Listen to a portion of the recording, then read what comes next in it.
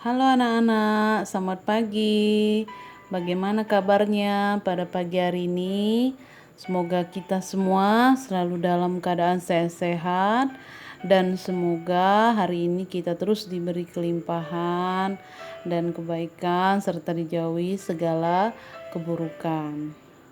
Nah, sebelum kita memulai pembelajaran kita pada pagi hari ini, marilah kita berdoa sendiri-sendiri di rumah ya nak ya, memohon perlindungan pertolongan Tuhan, agar apa yang kita pelajari hari ini dapat kita pahami dengan baik, dan kita juga dapat menyelesaikan tugas dengan benar serta tepat waktu.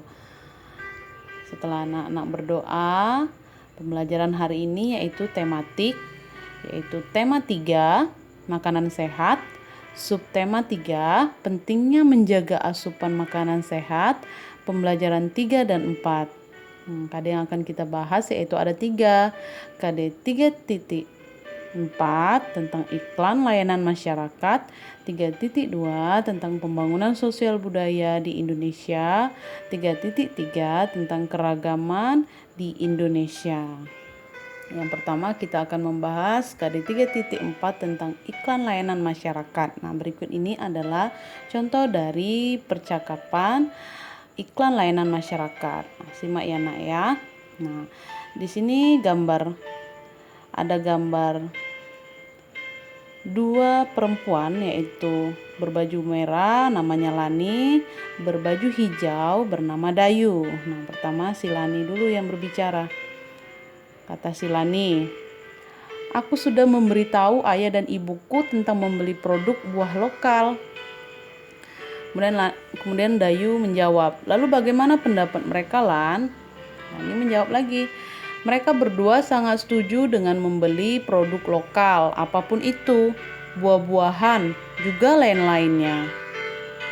Nah, hal ini baik untuk mendukung pemberdayaan petani serta produk dalam negeri. Nah, dengan membeli produk hasil negeri sendiri, kita ikut membantu meningkatkan kesejahteraan para petani serta pengusaha kecil dalam negeri." Nah, itulah tadi percakapan antara Lani dan Dayu yang merupakan contoh dari iklan layanan masyarakat. Nah, kegiatan yang dilakukan oleh keluarga Lani yaitu merupakan contoh pembangunan sosial budaya di Indonesia. Nah, apa yang dimaksud dengan pembangunan sosial budaya di Indonesia? Mari kita bahas anak-anak. Nah, pembangunan sosial budaya adalah pembangunan yang mencakup kehidupan sosial dan budaya di masyarakat. Sosial itu interaksi antara manusia dan manusia. Nah, ada kehidupan interaksi antara manusia dan manusia. Kemudian apalagi ada budaya. Budaya itu kebiasaan. Kebiasaan yang terus-menerus dilakukan sehingga membudaya. Nah, itulah pembangunan sosial budaya, pembangunan yang mencakup kehidupan sosial budaya di masyarakat. Kemudian pembangunan sosial budaya itu dirancang bertujuan untuk meningkatkan taraf hidup masyarakat. Nah, meningkatkan kesejahteraan masyarakat. Itulah tujuannya. Kemudian contohnya apa saja pembangunan sosial budaya? Nah, salah satu contoh pembangunan sosial budaya yaitu dengan membeli produk dalam negeri. Nah, sosialnya apa? Sosialnya kita dapat membeli produk dari sesama kita. Kemudian budayanya apa? Kebiasaan untuk mencintai produk dalam negeri. Nah, itulah yang harus membudaya dalam kita sebagai seorang warga Indonesia yang baik. Nah, itulah salah satu contoh sosial budaya di Indonesia. Selain contoh yang sudah kita sebutkan tadi, yaitu membeli produk dalam negeri seperti yang dilakukan oleh keluarga Lani, contoh lainnya adalah organisasi P3A. Nah, apa itu organisasi P3A? Mari kita bahas. P3A itu merupakan singkatan dari Perkumpulan Petani Pemakai Air. Mari kita dengar ceritanya dan kita baca ya nak. Saat ini kita berbicara tentang buah-buahan lokal. Kita berbicara tentang keberadaan petani lokal di dalam sebuah daerah. Membeli buah-buahan atau sayuran lokal berarti membantu memberdayakan petani. Nah, ternyata saat ini banyak petani yang tergabung dalam sebuah organisasi. Perkumpulan Petani Pemakai Air atau yang dikenal dengan P3A. Nah, setiap desa yang memiliki areal irigasi dianjurkan membentuk organisasi P3A. Pembentukan organisasi P3A ini dilakukan oleh petani itu sendiri berdasarkan kebutuhan serta sesuai dengan norma nilai yang berkembang secara spesifik di daerah masing-masing. P3A tidak tergantung pada pihak luar, berkembang secara perlahan dan bertahap, berusaha untuk membiayai diri sendiri sesuai kemampuan para anggotanya. Organisasi ini boleh menerima bantuan, tetapi tidak boleh menggantungkan diri dari bantuan itu. Organisasi ini adalah organisasi petani pemakai air yang harus memelihara pengetahuan dan teknologi lokal, yaitu pengetahuan yang sejak zaman dahulu telah diterima oleh masyarakat secara turun-temurun dari nenek moyang mereka. Anggota organisasi ini juga senantiasa terbuka terhadap pengetahuan dari luar untuk menambah wawasan mereka sesuai dengan pengalaman orang lain, karena memang sesuai dan bermanfaat. Selain itu, organisasi ini juga menjaga lingkungan fisik, sosial, budaya, politik, dan ekonomi. Para petani tanpa memandang perbedaan dapat masuk menjadi anggota organisasi petani pemakai air ini. Nah, organisasi P3A ini bertujuan untuk menampung masalah dan aspirasi petani yang berhubungan dengan air. Organisasi ini menjadi wadah bertemunya petani untuk saling bertukar pikiran, curah pendapat, serta membuat keputusan-keputusan guna memecahkan permasalahan yang dihadapi bersama petani lainnya.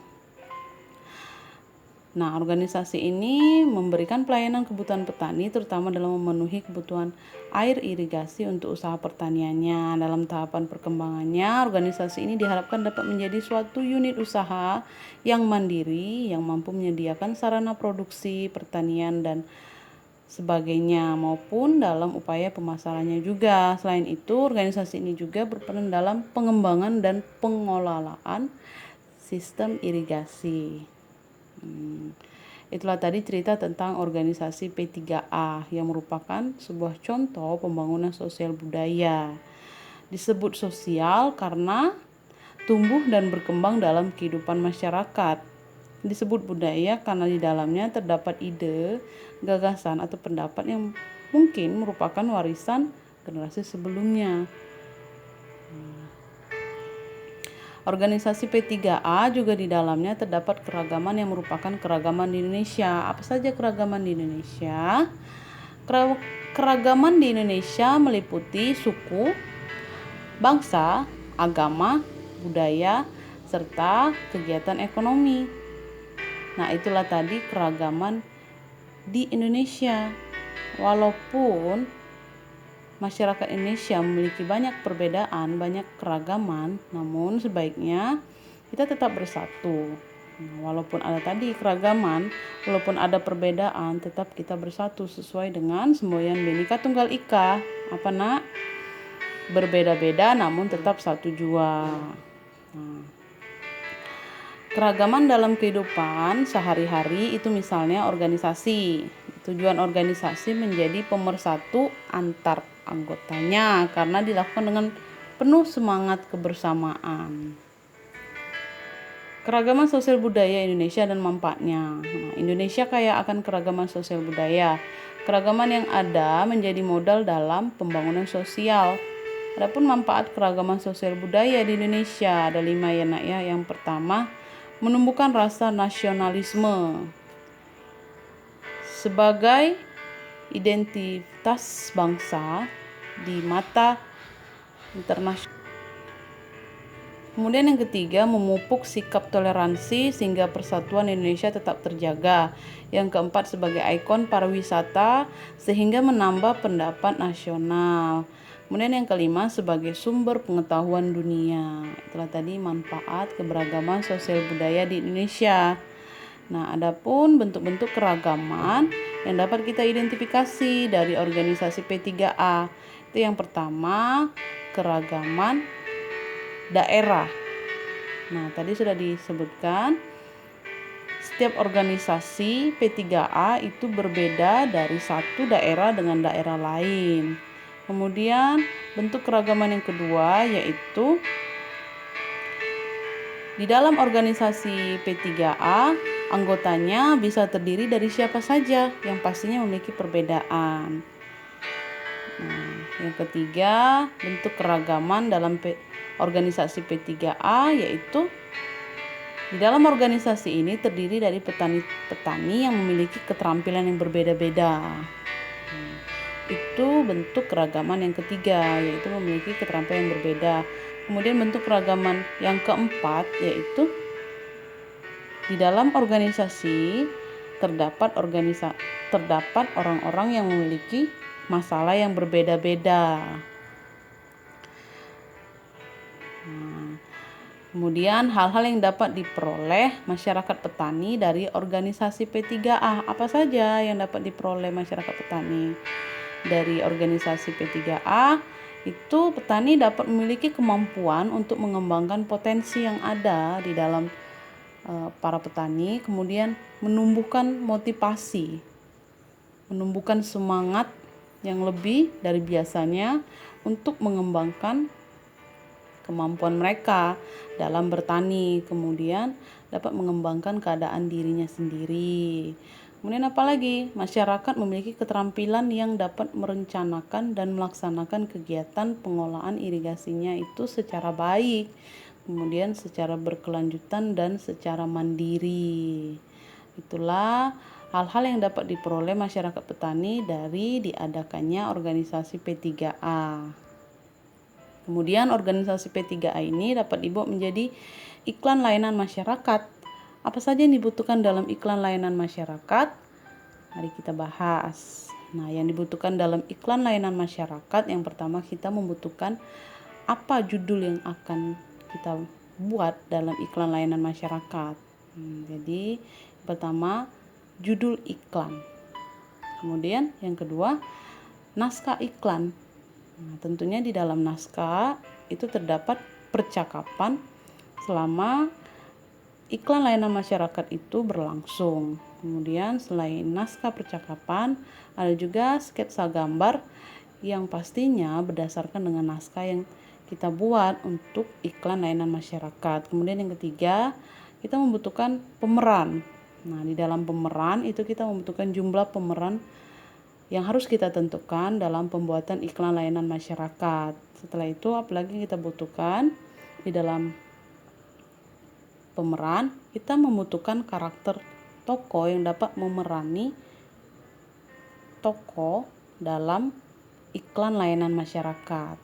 Nah, itulah hal-hal yang dibutuhkan dalam iklan layanan masyarakat. Demikian pembelajaran kita pada hari ini.